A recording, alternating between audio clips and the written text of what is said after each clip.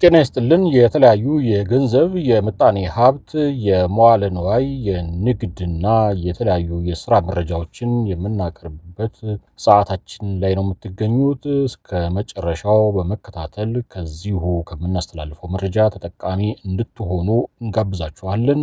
ይህንንም ስታደርጉ እንደተለመደው ሰብስክራይብ፣ ላይክ፣ ሼር ማድረግንም እንዳትዘነጉ እናስታውሳችኋለን። ለዛሬ ወደ አጠናቀርናቸው መረጃዎች ነው የምናልፈው። ተከታተሉ። የኢትዮጵያ ንግድ ባንክ ደንበኞቹ የባንክ ሂሳባቸውን ከዲጂታል መታወቂያ ጋር እንዲያስተሳስሩ አሳሰበ። ባንኩ ደንበኞቹ የባንክ ሂሳባቸውን ከፋይዳ ብሔራዊ ዲጂታል መታወቂያ ቁጥር ጋር ካላስተሳሰሩ ከተቀመጠው የጊዜ ገደብ በኋላ ምንም አይነት የባንክ አገልግሎት ማግኘት እንደማይችሉ አስታውቋል። ባንኩ ባወጣው መግለጫ ደንበኞች ወደ የትኛውም የንግድ ባንክ ቅርንጫፍ በመሄድ ባለ 16 አሃዝ የፋይዳ አካውንት ቁጥራቸውን በማቅረብ ከሂሳባቸው ጋር ማገናኘት እንዳለባቸው አስጠንቅቋል።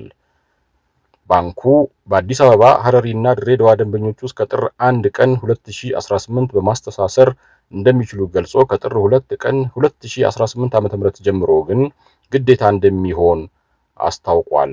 በትልቅ የክልል ከተሞችና በወረዳ ዋና ከተሞች ደንበኞች እስከ ጥር 30 ቀን 2018 ድረስ የጊዜ ገደብ የተሰጣቸው ሲሆን የግዴታ አፈጻጸሙ ከየካቲት 2 ቀን 2018 ዓ.ም ጀምሮ ይተገበራል።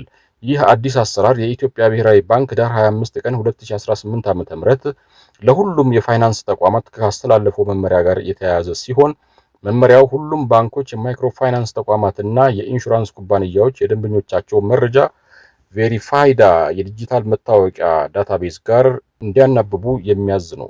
ብሔራዊ ባንክ ይህ እርምጃ እስከ 2022 ዓ.ም ድረስ በፋይናንስ ዘርፉ ሙሉ በሙሉ ዲጂታል መታወቂያን ተግባራዊ ለማድረግ የታለመ መሆኑን ገልጾ ዓላማውም የደንበኞቹን መረጃ ማስተካከል፣ የደህንነት ስርዓቱን ማጠናከር እንደሆነ ተመልክቷል። የኢትዮጵያ ንግድ ባንክ ደንበኞች አገልግሎት ሳይቋረጥባቸው ሂደቱን በወቅቱ እንዲያጠናቅቁና አካውንታቸውን ከስጋት እንዲጠብቁ አሳስበዋል። ለዛሬ ያዘጋጀንላችሁ እዚህ ላይ ይጠናቀቃል። በሌላ ዝግጅት ተመልሰን እንመጣለን። እስከዚያው መልካም ቆይታ እንመኝላችኋለን።